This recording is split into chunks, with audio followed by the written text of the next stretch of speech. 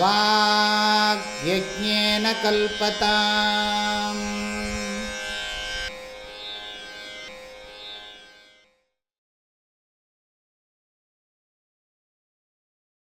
மாபைஷ்டவித்வன் தவ நாஸ்த்யபாயः சம்சாரசிந்தோः தரணேஸ்த்யுபாயः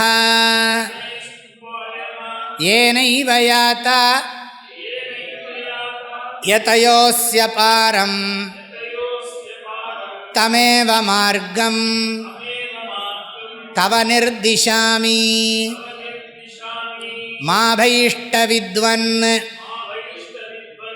தவ நாஸ்த்யபாயः சம்சாரசிந்தோः தரணேஸ்த்யுபாயः ஏனைவ யாதா யதயோஸ்ய பாரம் தமேவ மார்க்கம் தவ நிர்திஷாமி. ஹே வித்வான், குரு எப்படி அட்ரஸ் பண்ணுறார் பாருங்க சிஷ்யனை பார்த்து. ஓ அறிவாளியே, அறிவிற் சிறந்தவனே. மாணவனை பார்த்து இப்படி சிஷ்யர் குரு சொன்னார்னா சிஷ்யனுக்கு எப்படி இருக்கும்? முட்டாளே, மடையா, அறிவு இருக்கா, இப்படியா கேட்பா?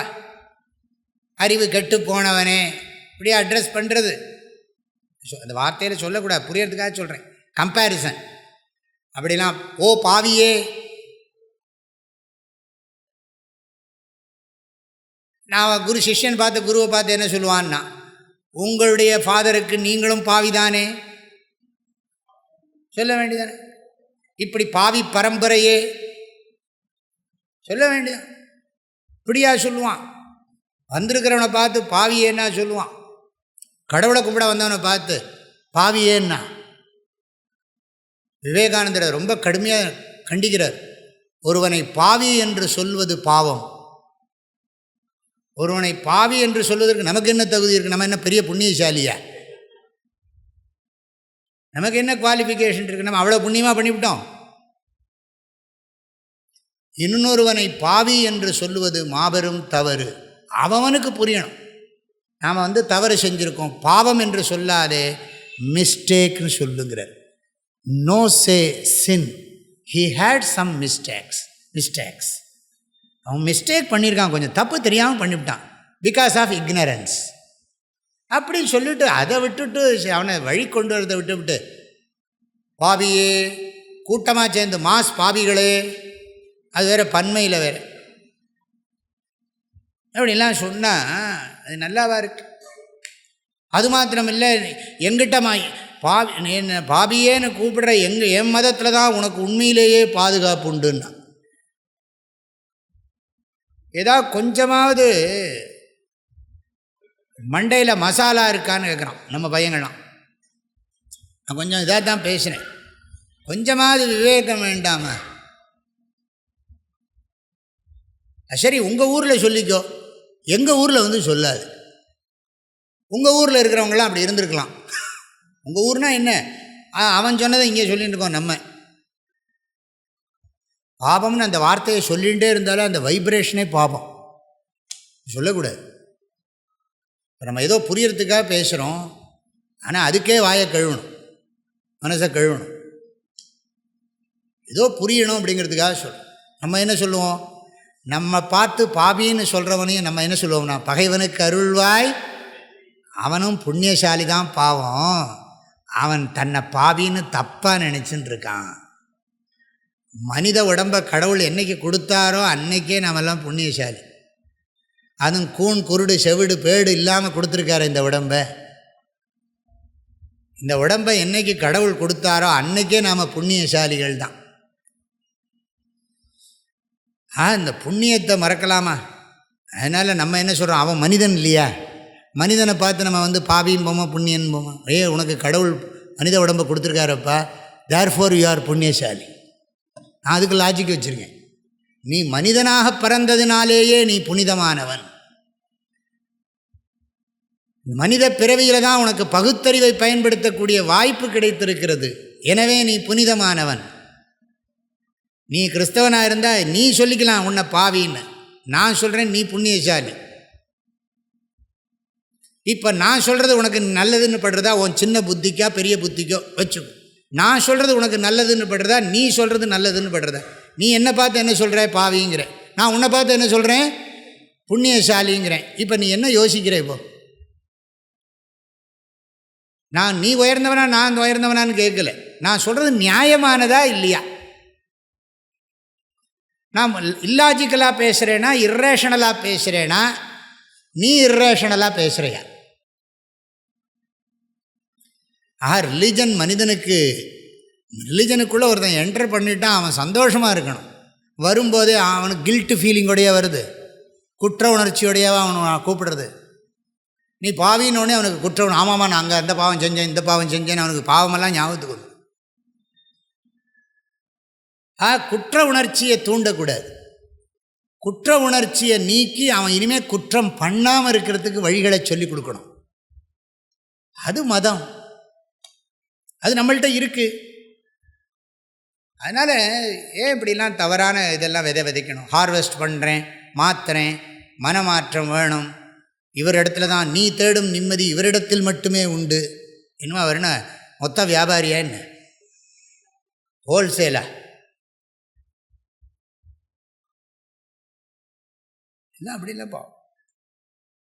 கேட்குறதுக்கு ஆள் இல்லைன்னா சொல்லிகிட்டே இருப்பான்.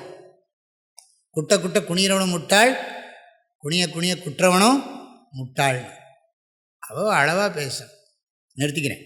ஹே வித்வன், ஓ அறிவாளியே, ஓ அறிவாளியே. மாணவனை பார்த்து அறிவாளியேன்னு கூப்பிடுறோம். ஏன்னா அவன் விவரமாக தான் வந்திருக்கான். ஏன்னா சாஸ்திரத்தில் சொன்னதை ஒழுங்காக செய்கிறான், எல்லாம் சொல்லியிருக்கார்.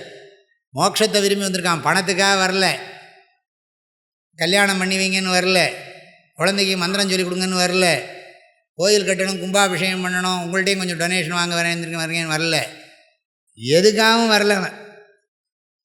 சுவாமி எனக்கு ஞானத்தை கொடுங்க, மோட்சத்தை கொடுங்கன்னு வந்திருக்கான். அவனை பார்த்து அறிவாளின்னு சொல்லாமல் என்னன்னு சொல்கிறது?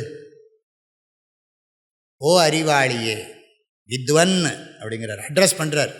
குரு சிஷ்யனை பார்த்து அட்ரஸ் பண்ணுறார். நம்ம சாஸ்திரங்கள் அப்படி இருக்குது. சிஷ்யனை பார்த்து குரு நமஸ்காரம் பண்ணுறதெல்லாம் இருக்குது, சம்பிரதாயங்களில் இருக்குது.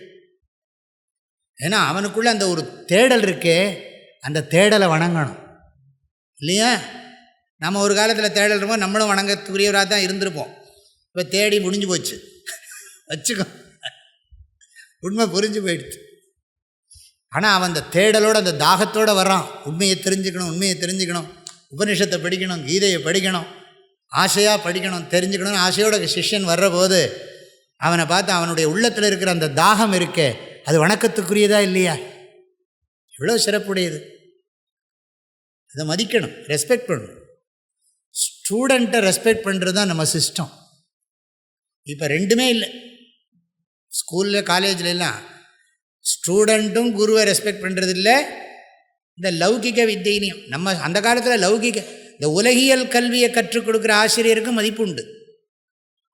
மாணவனையும் ஆசிரியர் மதிப்பார், அன்போடு நடத்துவார், கண்டிப்பாகவும் இருப்பார், அன்போடையும் நடத்துவார். அந்த மாணவர்கள் ஆசிரியர் உறவு அப்படி இருந்தது. ஏன்னா இது அறிவுனாலே ஏற்படுற உறவு. அந்த உறவெல்லாம் சின்ன பின்னமாக போயிடுச்சு. அவரும் தலையெழுத்தேன்னு போர்டில் எழுதுகிறார், இவனும் தலையெழுத்தேன்னு பார்த்து ஏதோ கிரிக்கின்னு போயிடுறான். இதையும் மீறி படித்து கொஞ்சம் வருது. அதெல்லாம் ரொம்ப அது சொல்கிறதுக்கே என்னவோ இருக்குது. ஹே வித்வன், ஓ அறிவாளியே, மா பைஷ்ட, முதல்ல சொல்கிறார், அபயம் ததாமி, பயப்படாதே, நான் இருக்கேன், ஏன் கவலைப்படுற? நான் உனக்கு கவலையே விடாதே, பயப்படாதேங்கிற. மா பைஷ்ட, மா பைஷ்டன்னா மான்னா வேண்டாம், நெகேட் பண்ண. பைஷ்டன்னா அச்சம், அச்சப்படாதே, அச்சம் தவிர். யார்? பாரதியார். ஆத்திச்சூடி முதல் லைன் என்னது? அச்சம் தவிர். அது ஏதோ ஒரு பாட்டில் சொல்லுவார், என்னது, எப்பொழுதும் கவலையிலே மூழ்கி இருப்பான் பாவி, திட்டுவர் பாரதியார். திருவளர் வாழ்க்கை கீர்த்தி தீனம் நல்லறிவு மருவுக்கல் பலையின் ஜோதி வல்லமை என்பெல்லாம் வருவது ஞானத்தாலே, வையகம் முழுதும் எங்கள் பெருமைதான் நிலவி நிற்க பிறந்தது ஞானபானு, கவலைகள் நோவு சிறுமை கைதவம் வறுமை துன்பம் அவலமாம் அனைத்தைக் காட்டிலும் அவலமாம் புலமை அச்சம், இவையெல்லாம் அறிவிலாமை என்பதோர் இருளில் பேயாம், நவமுரு ஞானபானு நன்னுக தொலைக பேய்கள், அனைத்தையும் தேவர் காக்கி அறத்தொழில் செய்யும் மேலோர் மனத்திலே சக்தியாக வளர்வது நெருப்புத் தெய்வம், இனத்தொழி ஞானம் கண்டீர் இரண்டுமே சேர்ந்தால் வானோர் இனத்திலே கூடி வாழ்வர் மனிதர் என்று இசைக்கும் வேதம். பாரதியார் மாதிரி பாட்டுக்கொரு புலவன் பாரதியடான்னா பயமே இருக்காது. இந்த மூஞ்சியை பார்த்தாலே பயம் போயிடும். அதுதான் வேணும்.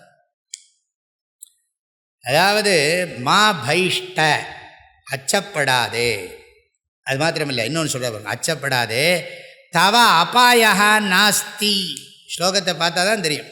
தவ நாஸ்தி அபாயா, தவ அபாயா நாஸ்தி, உனக்கு எந்த விதமான அபாயமும் கிடையாது.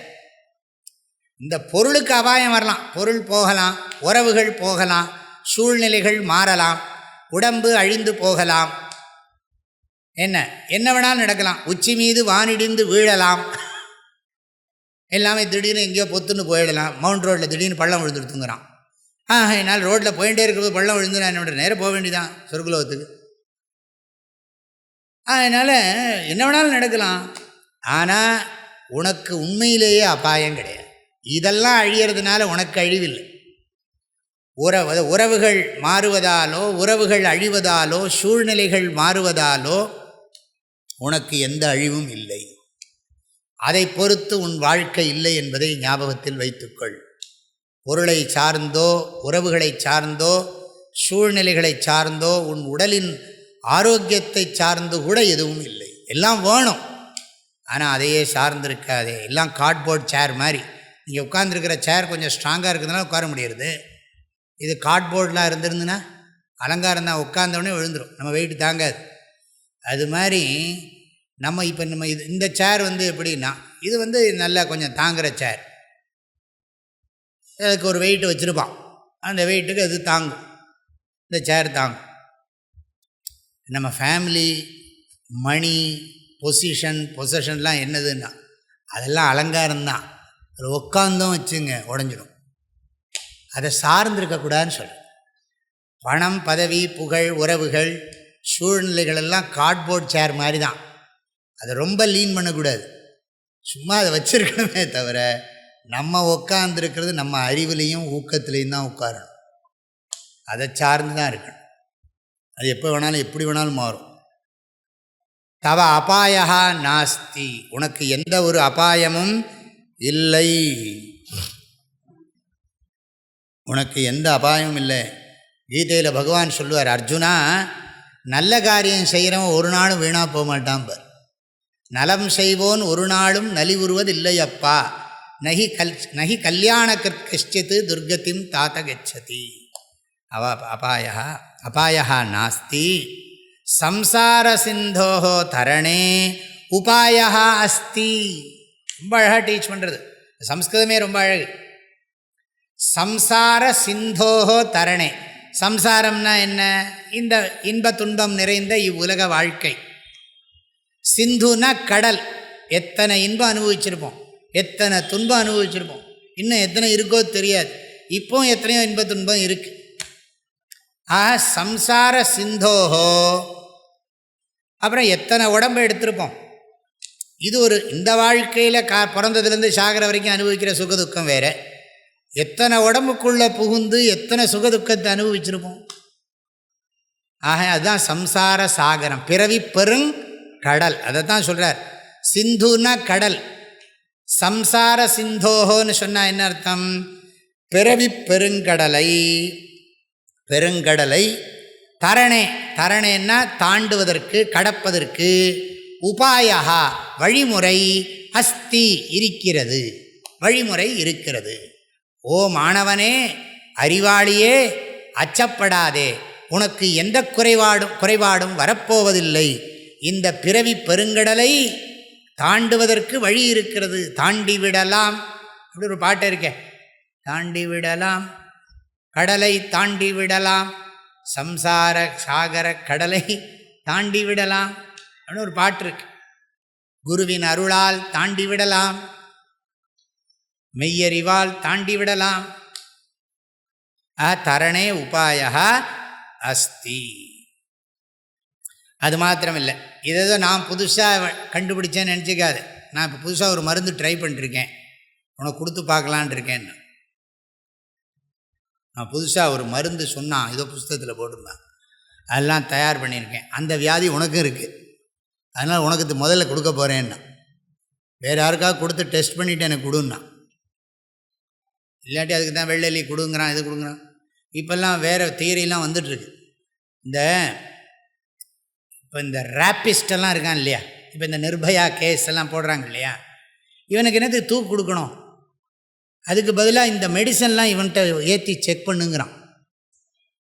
இந்த புதுசாக கண்டுபிடிச்சிருக்கிற மெடிசன்லாம் இருக்குது இல்லையா, செத்தா சாகிறான், அவனுக்கு தனியாக ஹேங்கெல்லாம் பண்ண வேண்டாம், நம்ம மெடிக்கல் எக்ஸ்பீரிமெண்ட்டுக்கு இவனெல்லாம் யூஸ் பண்ணிக்கலாங்கிறான். நிஜமா சீரியஸாக இதெல்லாம் சொல்கிறாங்க. அவனும் இனிமேல் எப்படியும் அவன் இந்த நாட்டில் அவனை பயன்படுத்தப்படல, இதுக்கு யூஸ் பண்ணால் அந்த புண்ணியமாவது அவனுக்கு கிடைக்குமே. அந்த உடம்புக்குள்ளே இருக்கிற சோல் இருக்கே, அட்லீஸ்ட் நான் பண்ண தப்புக்கு நான் மனித சமூகத்தில் நோய் வராமல் இருக்கிற ஒரு மருந்தை கண்டுபிடிக்கிறதுக்கு என் உடம்பை பயன்படுத்தின்டான், இப்படி இருக்குமே. அதில் நல்லதும் கிடைக்கும் அவனுக்கு. வெறுமனை கொன்னா, அதான் வெறுமனை அவனை உயிரோட அந்த கொன்னோம்னா அந்த அந்த அவன் பண்ணின தவறுக்கான பாவத்துக்கு தண்டனை அப்பயே கொடுத்தாச்சுன்னு அர்த்தம். சாஸ்திரப்படி தண்டனை கொடுக்கலன்னா கொடுக்காதவனுக்கு அந்த பாவம் போயிடும். தண்டனை அரசாங்கம் கொடுக்கலன்னா, ஒரு தவறு செய்தவனுக்கு முறைப்படி தண்டனை கொடுக்கவில்லை என்றால் அந்த தவறு செய்தவனுக்கு தண்டனை கொடுக்காத ஒரு பாவம் இருக்குது, அந்த பாவம் ராஜாவுக்கு போயிடும், கொடுத்துதான். இல்லாட்டி எப்படி? இதெல்லாம் சாஸ்திரத்தில் இருக்குது. சிஷ்யம் பண்ணுற பாவம்லாம் யாருக்கு போகுங்கிறீங்க? குருவுக்கு தான். மக்கள் செய்கிற பாவம் அரசனை சாரும், மாணவன் செய்கிற பாவம் குருவை சாரும், குழந்தைகள் செய்கிற பாவம் தாய் தந்தையரை சாரும். பயம், ஜாக்கிரதையாக இருக்கணும். அதனால குழந்தைங்களை பொறுப்பாக வளர்க்க வேண்டியது நம்முடைய பொறுப்புன்னு அர்த்தம். குழந்தைங்களை சரியாக வளர்க்கலைன்னா, அப்பா அம்மா குழந்தைங்களை சரியாக வளர்க்காத பாவத்தை செய்கிறாங்க இல்லையா, அந்த பாவம் அவங்க அப்பா அம்மாவுக்கு போயிடும். உங்களுக்கு சந்தேகம் வந்துடும், இப்போ பாவம் இருக்கா இல்லையான்னு. அது வேறு சாஸ்திரம். விவகாரத்தில் இதெல்லாம் இருக்குது, தர்மங்கள்லாம் இருக்குது. வழி சொல்கிறார், இது நான் இல்லைப்பா, காலங்காலமாக இந்த வழியில் மக்கள் போயிருக்காங்க. இது this is time tested wisdom. இந்த மாத்திரை இருக்கே, மருந்து இருக்கே, இது லட்சக்கணக்கான பேருக்கு கொடுத்து குணமாயிருக்கு, கோடிக்கணக்கான பேருக்கு கொடுத்து இந்த மருந்து குணப்படுத்தியிருக்கு. அதனால் உனக்கு நான் அதே ஞானத்தை சொல்லித்தரேன். நான் ஏதோ புதுசாக இந்த மருந்தை கண்டுபிடிக்கலை சொல்கிறார். ஏனை யதயா ஏனைவ அஸ்ய பாரம் யாத்தாக. யதயான்னா முயற்சி செய்தவர்கள், வாழ்க்கையில் துன்பத்திலிருந்து விடுபட வேண்டும் என்று முயற்சி செய்தவர்கள் பெரியோர்கள், முறையான வழியில் முயற்சி செய்த பெரியோர்கள் ஞானிகள்னு அர்த்தம். யதயா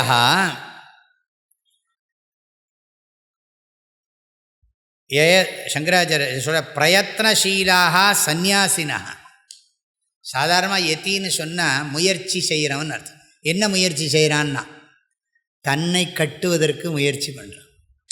பாரதியார் சொன்னார், மனிதனுடைய முதல் கடமை செல்ஃப் மாஸ்டரின்னு. மனிதனுடைய முதல் கடமை என்னதுன்னா, தன்னை கட்டுதல், பிறர் துயர் தீர்த்தல். நீ துன்பப்படாமல் இருக்கிறதுக்கு வழியை கண்டுபிடிக்கணும். ஏன் சென்ஸ் ஆர்கன்ஸை மைண்டை கண்ட்ரோலில் வச்சுக்கிறது தான், அதுக்கு தான் நான் முயற்சி பண்ணணும். வேறு எதுக்கு முயற்சி பண்ணுறது? அடுத்தது என்னது, என்னது பர்சனல் மேனேஜ்மெண்ட்டா, பர்சனல் ரீஇன்ஜினியரிங் என்னெல்லாமோ சொல்கிறாங்க. இந்த மாதிரி சொற்கள்லாம் இது பண்ணுறாங்க. புத்துணர்ச்சி முகாம், ரெஃப்ரெஷிங் கோர்ஸ் எல்லாமோ பேர் வச்சுருக்காங்க. அதெல்லாம் வேறு. நான் காலையிலேருந்து ராத்திரி வரைக்கும் என் மைண்டை கண்ட்ரோலில் வச்சுக்கிறதுக்கு நான் எஃபர்ட் எடுக்கிறேன். என் சென்ஸ் ஆர்கன்ஸை கண்ட்ரோலில் வச்சுக்கிறதுக்கு எஃபர்ட் எடுக்கிறேன். ஆக என்னுடைய மனசையும் இந்திரியங்களையும் என் கட்டுப்பாட்டில் வச்சுக்கிறதுக்கு நான் முயற்சி எடுக்கிறேன் இல்லையா? அதைத்தான் திருவள்ளுவர் சொன்னார், செயற்கரிய செய்வார் பெரியர். தண்ணி போகிற பாதையிலே நீச்சல் அடிக்கிறது, அப்படியே போயிட்டுருக்கிறதே நீச்சல் அடிக்கிறது பெரிய விஷயம் இல்லை. எதிர்த்து நீஞ்சணும். எனக்கு எங்கேயோ போய் பார்க்கணும் போகிறதுக்கு, எனக்கு திடீர்னு இந்த ஊரில் ஏதோ ஒரு சினிமா தேட்டரில் போய் பார்க்கணுன்னு ஆசை வந்துடுச்சுன்னா நான் படி கிளம்பி போயிடுறது. ஆசை வரும், ஆசைப்பட்டதை பண்ணக்கூடாது அப்படின்னு நான் சொல்கிறது. ஆசைப்படுறதெல்லாம் பண்ணினா அது சரி வராது அப்படின்னு சொல்லி கட்டுப்படுத்துறது. சும்மா புரியறதுக்காக சொன்னேன், எனக்கு அந்த ஆசையெல்லாம் கிடையாது. சொல்கிறேன் ஒரு வார்த்தை, எல்லாருக்கும் அப்படி தானே. இதை பண்ணலான்னு ஒரு ஆசை வேணா உடனே ஆசை வந்தால் சும்மா இருப்போமா? அந்த ஆசை நிறைவேற வரைக்கும் ஓய மாட்டோம். அந்த ஆசை நியாயமானதா இல்லைன்னு விசாரமாக பண்ணிகிட்டு இருக்கான் நிறைய பேர். நான் ஆசைப்படுறது நியாயமா நியாயம் இல்லையா எல்லாம் விசாரம் பண்ண. ஆக எதையாங்கிற வார்த்தைக்கு முயற்சி பண்ணுறவன். செயற்கரிய செய்வார் பெரியர், சிறியர் செயற்கரிய என்னதுன்னா செயற்கரிய செய்கலாதார் சிறியர், பெரியர் செயற்கரிய செய்வார். செயற்கரிய செய்கிறதுங்கிறது வேற ஒன்றும் இல்லை. ஹிஸ் ஓன் பாடி மைண்டு காம்ப்ளெக்ஸை எப்பவும் கண்ட்ரோலில் வச்சிருக்கிறவன் தான் தன்னை கட்டுபவன். தன்னை கட்டுதல், பிறர் துயர் தீர்த்தல், பிறர் நலம் வேண்டுதல், உலகெல்லாம் காக்கும் ஒருவனை போற்றுதல். இப்பூமியில் இந்நான்கே எவர்க்கும் கடமை எனப்படும். பயனிதில் நான்காம், அறம்பொருள் இன்பம் வீடனும் முறையேங்கிறது.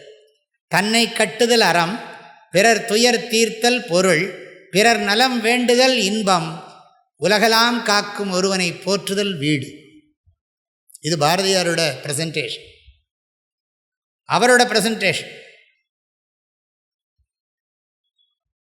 ஆக எந்த வழியில் போய் யதயாக ஏன அஸ்ய பாரம் யாத்தாக, எந்த வழியை பின்பற்றி நமது முன்னோர்கள், முயற்சியுடைய நமது முன்னோர்கள் எந்த வழியை பின்பற்றி இந்த பிறவி பெருங்கடலின் கரையை அடைந்தார்களோ அதே வழிமுறையை நான் உனக்கு காட்டித்தரப்போகிறேன் அப்படிங்கிற. இது பிரதிஜை. முதல்ல அபயப்பிரதானம், முதல்ல அபயப்பிரதானம். அப்புறம் என்னதுன்னா அவனுக்கு என்னது, அவனுக்கு ஸ்வஸ்தி வாச்சனம். அபயப்பிரதானம், ஸ்வஸ்தி வாச்சனம், மார்க்க நிர்தேச உபாய பிரதிஜா. உனக்கு நலமுண்டாகுக, அறிவாளியே அச்சத்தை விடு, உனக்கு நலம் நிச்சயம் ஏற்படும், உனக்கு நான் நன்றாக சொல்லிக் கொடுக்கிறேன், என்னுடைய பொறுப்பு கடமை. அதிகத தத்துவா சிஷ்யஹிதாய உத்யத சததம். உண்மையை உணர்ந்து சீடனை கரையேற்ற வேண்டும் என்று கண்ணும் கருத்துமாக இருப்பவர் தான் குரு. சொல்லித்தரேங்கிறார். குருவை அணுகின சிஷ்யனை குருநாதர் முதல்ல கவலைப்படாதே, நான் உனக்கு உபதேசம் பண்ணுறேன் அப்படிங்கிற ஒரு வாக்குறுதியை கொடுக்குறார். முதல்ல சொல்கிறார், நீ அறிவாளி, நீ அறிவாளியாக இருக்கிறதுனால தான் வாழ்க்கையில் எப்படி துன்பத்திலேருந்து விடுபடணும்னு நீ சிந்திக்கிறாய். நிரந்தரமாக துன்பத்திலேருந்து விடுபடணும், நிலையான இன்பத்தை உணரணும். அது இந்த பிறவியில் சாத்தியந்தானா அப்படிங்கிறது உன்னுடைய சிந்தனை. அது நியாயமானது, அது நியாயமான சிந்தனை தான். அந்த சிந்தனையை நான் வரவேற்கிறேன். அதனால் நீ அறிவுபூர்வமாக வாழ விரும்புகிறாய், கவலைப்படாத. இந்த வாழ்க்கையில் துன்பத்தை கடக்கிறதுக்கு வழி இருக்குது. அந்த வழி ஏற்கனவே பெரியோர்களால் பின்பற்றப்பட்டிருக்கிறது. நல்ல முயற்சி பண்ணி இந்த துன்பமில்லாத பேரின்பத்தை உணர்ந்திருக்கிறார்கள், இந்த துன்பக்கடலை தாண்டி இருக்கிறார்கள். அதையே நான் உனக்கு உபதேசம் பண்ணப் போகிறேன் அப்படின்னு முதல்ல, இது காலங்காலமாக இருந்து வர்ற வித்யை, நீ அறிவாளியாக இருக்க போய் தான் நீ முறையாக அணுகியிருக்கிறாய். அதாவது அவனுக்கு இருக்கக்கூடிய தகுதியையும் குருநாதர் தான் உணர்ந்திருப்பதை வெளிப்படுத்துகிறார். உனக்கு குவாலிஃபிகேஷன் இருக்குதுன்னு எனக்கு புரிகிறது, அது சொல்லணுமே. உனக்கு தகுதி இருக்கிறது, இந்த தத்துவங்களை அறிந்து கொள்வதற்கான மனப்பக்குவம் தகுதி உனக்கு இருக்கிறது என்பது எனக்கு தெரிகிறது. எனவே நீ கவலைப்பட தேவையில்லை, பயப்பட தேவையில்லை, உனக்கு நான் வழியை சொல்லிக் கொடுக்கிறேன் அப்படின்னு. இது பிரதிஜ்ஞா வாக்கியம். நேற்றுக்கே சொன்னேன். அதாவது அபயப்பிரதானம், உபாய ஞானம், அந்த உபாய மகிமை, அதனுடைய மகிமை சிறப்பு, அதை உபாய உபதேச பிரதிஜ்ஞா, அந்த சம்சார நிவர்த்திக்கான ஞானோபதேசம் பண்ணுறேன்னு பிரதிஜையும் பண்ணியிருக்கிறார் ஆசிரியர். மாபயிஷ்ட வித்வன் தவநாஸ்த்யபாயः சம்சார சிந்தோः தரணேஸ்த்யுபாயः ஏனைவ யாதா யதயோஸ்ய பாரம் தமேவ மார்க்கம் தவ நிர்திஷாமி. மாபயிஷ்ட வித்வன் தவநாஸ்த்யபாயः சம்சார சிந்தோः தரணேஸ்த்யுபாயः ஏனைவ யாதா யதயோஸ்ய பாரம் தமேவ மார்க்கம் தவ நிர்திஷாமி.